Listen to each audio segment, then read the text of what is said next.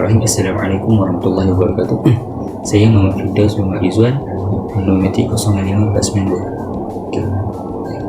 Okey, kami akan membentangkan berkenaan dengan hukum taklifi. Hukum taklifi ini terbagi kepada 5. Pertama ijab, yang kedua adalah an-nadbu, yang ketiga ialah tahrim, yang keempat adalah karaha, dan yang terakhir adalah al-ibahah. Okey, kita tengok kepada bahagian wajib. Wajib ada pergi segi syarak ialah huwa ma talaba syari fi'luhu ala wajhi al-luzum bihaitsu yazimu tarikuhu wa ma'adam al-iqab wa yamdahu fi'luhu wa ma'a al-madah al-thawab. Wajib ini daripada segi syarak ialah perbuatan yang harus, yang wajib dilakukan oleh mukallaf itu sendiri berdasarkan tuntutan syarak, dan jikalau dia meninggalkan dia akan mendapat dosa, dan jikalau melakukan dia akan mendapat pahala. Okey, kita pergi kepada aqsam wajib.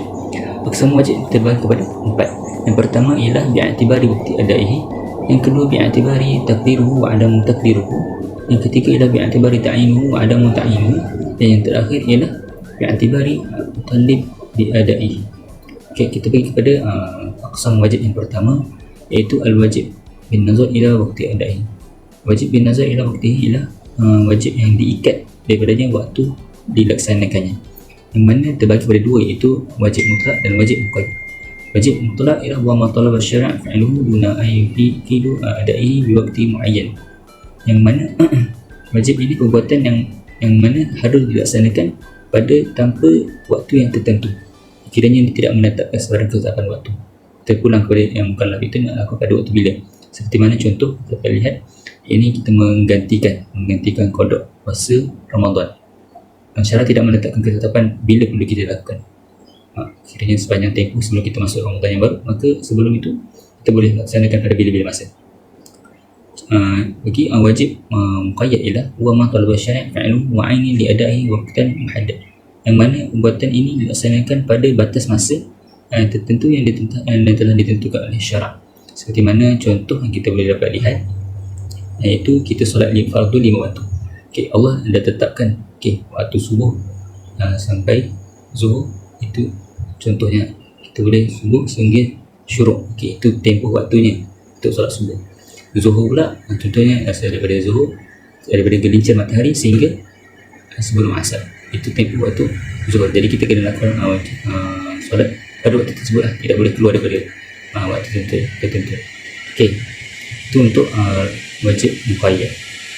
Contoh lain juga kita boleh nampak puasa Ramadan. Puasa Ramadan ni kita puasa khas pada bulan Ramadan sahaja, tidak boleh keluar daripada waktu bulan Ramadan. Okey, yang kedua ialah wajib bin nazar ila takdiruhu wa adamu takdiruhu. Ini bagi kepada dua, iaitu wajib muhaddad dan wajib ghair muhaddad. Wajib muhaddad huwa ma'aini asy-syari' minhu miqdaran muhaddad, yang mana wajib bin nazar ila takdiruhu wa adamu takdiruhu ini adalah dilihat daripada kadar. Daripada wajib muhaddad ini dia menerangkan perbuatan wajib yang kadarnya telah ditentukan oleh syarak. Contoh, kita lihat contohnya seperti membayar zakat. Allah dah tetapkan syarak, dah tetapkan berapa bayar zakat. Berapa bayar zakat, contohnya zakat pendapatan berapa, zakat pertanian berapa, zakat kenakan berapa, zakat perniagaan berapa. Jadi dah tetapkan oleh syarak. Zakat contohnya seperti membayar diet. Itu contoh dan yang lain lah. Bagi wajib ghair muhaddad ialah wallazi lam yuhaddad asy-syari' miqdaruhu, yang mana ini tidak ditentukan oleh syarak berapa jumlahnya, berapa kadarnya. Seperti contohnya kita bersedekah ataupun kita infak jalan Allah SWT, Allah tetapkan berapa yang kita perlu kita lakukan. Jadi itu untuk yang kedua. Bagi yang ketiga pula ialah wajib bin nazar ila ta'inu matlub wa adamu ta'inu. Ini kepada dua, iaitu wajib muayyan dan wajib ghair muayyan. Wajib muayyan huwa ma talabu asy-syari' ya'ni min ghairi takhir min mukallaf baina umurin mukhtalifah. Wajib muayyan ini perbuatan yang telah ditentukan dan tidak diberi pilihan yang lain oleh syarak. Kiranya perbuatan ini dah tentukan, tak ada pilihan lain lah. Seperti contohnya kita pergi solat, puasa, syarak dah tetapkan begitu, jadi kita tak boleh, tak ada pilihan lain lah. Manakala bagi wajib ghair muayyan pula, wa ma talabu asy-syari' ya'inuhu walakin liman umuru ma'lumah wa mukallaf la yaqtar wahidan minha ada'i hadha al-wajib. Inilah perbuatan wajib yang mana ditentukan pada satu pilihan, tapi mukallaf harus memilih satu daripada di antara keduanya. Seperti mana contoh dalam Al-Quran yang kita dapat lihat. A'udzubillahi minasyaitonirrajim. Hatta idza akhadtum fashudul wathaqa fa inna ba'du wa inna ila an hatta yatada'na al-awza wa sadaqallahul azim. Yang mana menggunakan apabila kamu telah mengalahkan mereka, katakanlah mereka, dan sebab itu kamu boleh membebaskan mereka atau menerima tebusan sehingga perang selesai. Sini maksudnya pemimpin itu boleh memilih sama ada perlu membebaskan tawanan atau menerima mereka, diberi pilihan ke situ. Okey, itu untuk ghair wajib, ghair muayyad. Dan yang terakhir ialah aqsam wajib, ialah wajib bin nazar ila talib bi. Ini wajib aini dan wajib kafayah. Wajib aini la huwa ma tujibu fi al-talib dan luzum ila al-nazam ila kulli mukallaf. Yang mana perbuatan yang wajib dituntut oleh setiap mukallaf ataupun individu, dan jika kita tinggalkan dikatakan kita berdosa. Contohnya seperti fardu ain. Fardu ain seperti contoh solat, puasa dan sebagainya atas kehendak dengan diri sendiri, atas tanggungjawab diri sendiri lah. Bagi wajib kifayah ini wajib fardu kifayah. Wa ma talaba syari'at usulihi min jama'atil mukallafin la min kulli fardin minhum, lianna maksud syari'at usulihi bil jama'ah. Yang mana perbuatan yang wajib dilakukan oleh sebahagian mukallaf sahaja, dan jikalau sebagian daripada kita dah lakukan, maka terangkatlah kewajiban itu. Seperti mana contoh daripada iaitu solat jemaah, seperti solat jenazah, pengurusan jenazah dan sebagainya. Jadi kalau sebahagian yang dilakukan, maka terangkatlah terangkatlah kewajiban tersebut. Jadi insyaAllah itu sahaja daripada saya. Baik, bismillahirrahmanirrahim. Assalamualaikum warahmatullahi wabarakatuh. Seterusnya saya akan membicarakan tentang hukum taklif yang kedua, iaitu mandub, atau boleh juga disebut kepada sunnah, naflah, mustahab, tawattu', ihsan ataupun fadilah. Baik, dari segi ta'rifnya, nadbu adalah iaitu ajakan pada suatu perkara yang penting, manakala mandub pula adalah orang yang diajak. Menurut istilah pula, mandub ini ialah suatu perbuatan yang dituntut oleh syarak untuk dikerjakan tanpa paksaan dan bukan merupakan keharusan, yang melaksanakan mendapat pujian dan pahala, dan yang meninggalkan tidak dicela dan tidak akan diseksa. Dari segi misalnya pula, sebagai contoh misal mandub ini ialah daripada hadis Nabi SAW, ya ma'syarus syabab man istata' minkum al-ba'ah falyatazawwaj. Kat sini yang bermaksud, wahai para pemuda, sesiapa di antara kamu yang mampu menikah, iaitu al-ba'ah, menikahlah. Hadis ini menunjukkan bahawa wajibnya menikah bagi mukallaf, kerana ada pada hadis ini berupa riwayat mutawatir dari Nabi SAW bahawa menikah ini tidak wajib bagi mukallaf sekalipun dia memiliki kemampuannya. Seterusnya adalah maratib, iaitu ataupun mandub ini boleh mempunyai beberapa tingkatan, iaitu yang pertama, tingkatan yang paling tinggi ini adalah perbuatan yang dilakukan oleh Nabi SAW dan jarang sekali beliau meninggalkannya, seperti mana solat 2 rakaat sebelum solat subuh, dan menikah bagi mukallaf yang mampu dalam kesederhanaannya. Perbuatan ini disebut dengan sunnah muakkad, yang meninggalkan dicela tetapi tidak berdosa. Seterusnya tingkatan yang kedua adalah tingkatan di bawahnya, iaitu adalah sunat ghairu muakkad, yakni perbuatan ini yang tidak selalu dilaksanakan oleh Nabi SAW, seperti solat 4 rakaat sebelum zuhur, dan sedekah tawaduk bagi yang mampu di saat tidak ada orang yang bersedekah dan dalam keadaan mendesak dan sangat memerlukannya. Baik, bagi tingkatan yang seterusnya adalah tingkatan di bawahnya adalah al-fadilah. Disebut juga adalah dengan adab ataupun sunat zawaid. Contohnya, mengikuti sifat dan kebiasaan Nabi SAW sebagai manusia biasa, seperti perbuatan Nabi ataupun tata cara Nabi makan, minum, tidur dan sebagainya. Ataupun mengikuti Nabi SAW seperti dalam hal-hal tersebut adalah mustahab dan menunjukkan hubungannya dengan Nabi, sedangkan yang meninggalkannya tidak mendapat celaan ataupun kerugian, kerana halal itu bukanlah perkara agama dan keperibadatan, hanya kebiasaan. Okay. Seterusnya adalah dua hal yang perlu diperhatikan dalam mandub ini, iaitu yang pertama, secara keseluruhannya mandub adalah muqaddimah wajib, iaitu permulaan wajib, kerana dengan mengerjakan perbuatan mandub ataupun sunnah ini, mukallaf dapat ingat dan mudah mengerjakan perbuatan wajib. Dan jika mukallaf dapat selalu menjalankan mandub ini, maka dia dapat dengan mudah menetapi perbuatan wajib itu. Yang kedua pula, sekalipun secara biasanya mandub bukanlah sesuatu yang keharusan, namun secara umumnya mandub adalah keharusan. Artinya, maksudnya kat sini, seorang mukallaf tidak boleh meninggalkan perbuatan mandub sekaligus kerana hal itu tidak patut dan dia harus diberi arahan dan teguran. Kerana itulah Nabi Muhammad SAW pernah memerintahkan untuk membakar rumah orang yang selalu meninggalkan solat Jumaat. Sekian saja daripada saya. Sekian, terima kasih. Bismillahirrahmanirrahim. Assalamualaikum warahmatullahi wabarakatuh. Ismi Muhammad Saiful Amin bin Syafir Rizal, Rukun Talabah 06608. Baik, وبعد ذلك سأشرح الجزء التالي وهو الحرام أو المحرم. طيب، الحرام هو ما اعتبر الشارع الكاف عنه على وجه الهدم والإلزام. Haram adalah perbuatan yang harus kita tinggalkan mukallaf berdasarkan tuntutan syarak. Fayakunu tariduhu ma'juran wa fa'iluhu athiman asiyan. Yang meninggalkannya akan mendapat pahala dan yang melakukannya akan mendapat dosa atas perbuatan maksiat itu. Dalil qat'i la syubhah kaharam az-zina dan zoni kal muharramat bi sunnah al-ahadiyah. Dalil yang mendasari keharaman itu boleh berupa dengan dalil qat'i seperti haramnya zina, ataupun berupa dalil zoni seperti hal-hal yang boleh dilarang ataupun hal-hal yang dilarang berdasarkan sunnah ahad.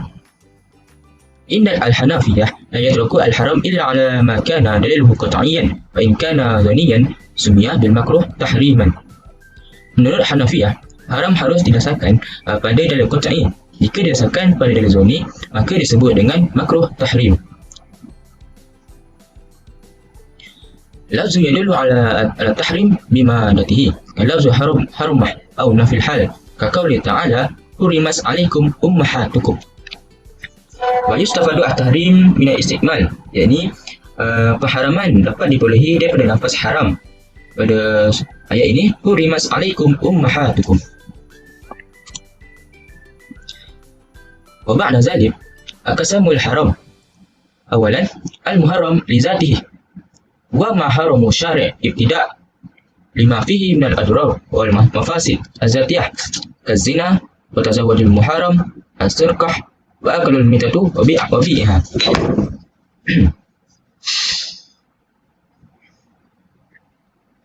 Muharram bizatihi adalah sesuatu yang sejak awal lagi sudah diharamkan oleh syarak kerana mengandungi bahaya ataupun kerosakan, seperti berzina, menikahi yang mahram, makan dan jual, beli bangkai, mencuri tanpa hak. Hukum hadha an-naw' annahu ghairul mashru' asilan wa la yahillu lil mukallaf fi'lihi wa idza fi'lihi yahiqu zam wal iqam. Hukum jenis ini tidak disyariatkan sama sekali, tidak boleh dilakukan oleh para mukallaf dan akan mengakibatkannya dosa jika melakukannya.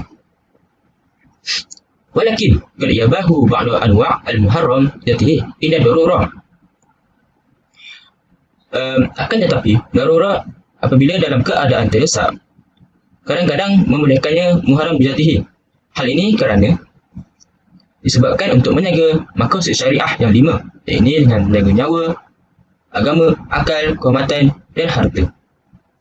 Summa al-muharram li ghairihi wa huwa ma kana mashru'an fil asal إذ لا ضرر فيه ولا مفسدة أو أن منفعته هي الغالبة ولكنه اقتران بما اقتضى تحريمه كالصلاة في أرض المعصوبة والبيع وقت نداء الجمعة. Haram dighairih adalah satu yang pada awalnya disyariatkan kerana tidak mengandungi bahaya dan kerosakan serta jelas manfaatnya. Tetapi kemudian ada hal yang menyebabkan sesuatu itu haram, seperti solat, seperti solat di tanah hasil wasak ataupun menjual beli pada waktunya solat Jumaat. Ia bermaksud solat pada awalnya ialah wajib, satu kewajipan, tapi setelah dia melakukan solat di tanah wasak iaitu haram, maka akan jatuhnya haram dighairi.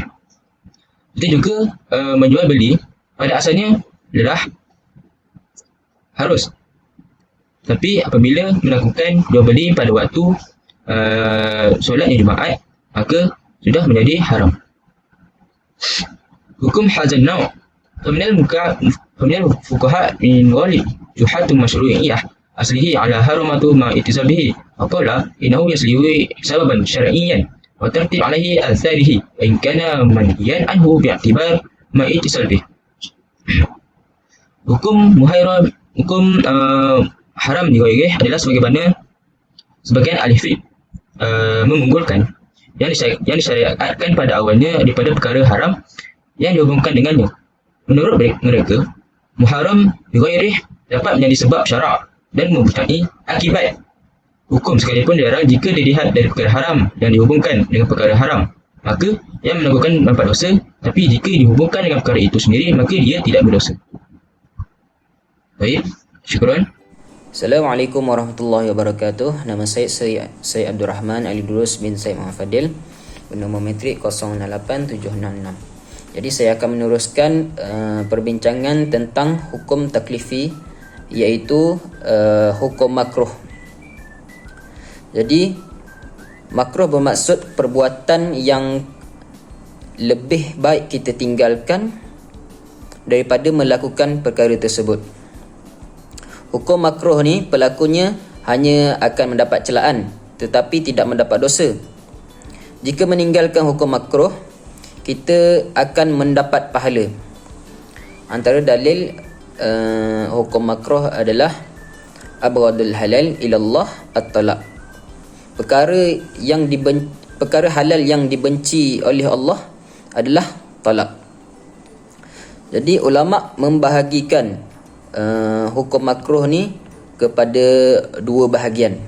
Yang pertama adalah makruh tahrim. Yang kedua pula adalah makruh tanzih. Makruh tahrim adalah perbuatan yang dituntut paksa oleh syar'i untuk ditinggalkan mukallaf berdasarkan dalil zanni, bukan berdasarkan dalil qat'i. Jadi secara ringkasnya makruh tahrim ni jika kita melakukannya ia boleh membawa kepada hukum haram. Ia lebih dekat kepada hukum haram. Jadi makruh yang kedua pula, makruh tanzih. Makruh tanzih adalah perbuatan yang dituntut oleh syar'i untuk ditinggalkan oleh mukallaf tetapi bukan keharusan. Contohnya seperti memakan daging kuda. Memakan daging kuda hukumnya makruh, tapi memakan daging kuda tidak membawa kepada hukum haram. Okey. Itu saja daripada saya. Sekian, terima kasih. Bismillahirrahmanirrahim. Saya Abdul Muiz Muhammad Zaki, nombor metrik 065400. Saya akan menyambung bahasan iaitu mengenai hukum harus, iaitulah hukum yang terakhir di bawah hukum taklifi. Ia juga disebut sebagai hukum mubah ataupun al-ibah dalam bahasa Arabnya, yang itu bermaksud huwa taqir baina fi'li wa tarki. Seorang itu boleh memilih sama ada untuk melakukannya atau meninggalkannya, sama ada dengan tidak ada kesan pahala ataupun dosa. Antara dalilnya iaitu yang pertama daripada surah Al-Baqarah ayat 187, iaitulah Allah firman ba'da a'udzubillahi minasyaitonir rajim wa hilla lakum lailatas siyami rafasu ila nisaikum, iaitulah dihalalkan bagi kamu pada malam hari bulan puasa untuk bercampur dengan isteri-isteri kamu. Mereka adalah pakaian bagimu dan kamu pun adalah pakaian bagi mereka. Ini tidak menunjukkan arahan penegasan bahawa untuk melakukannya, tapi ini sekadar hukum yang menunjukkan keharusan. Iaitu yang kedua, dalil ikrar Nabi ala fi'li wa adama inkarihi lahu ka ikrari aklul lahmi dhab, iaitu pada situasi ketika mana Nabi hanya diam dan melihat tanpa berkata boleh ataupun tanpa melarang, iaitu ketika mana melihat para sahabat memakan daging biawak pasir, iaitulah adhab.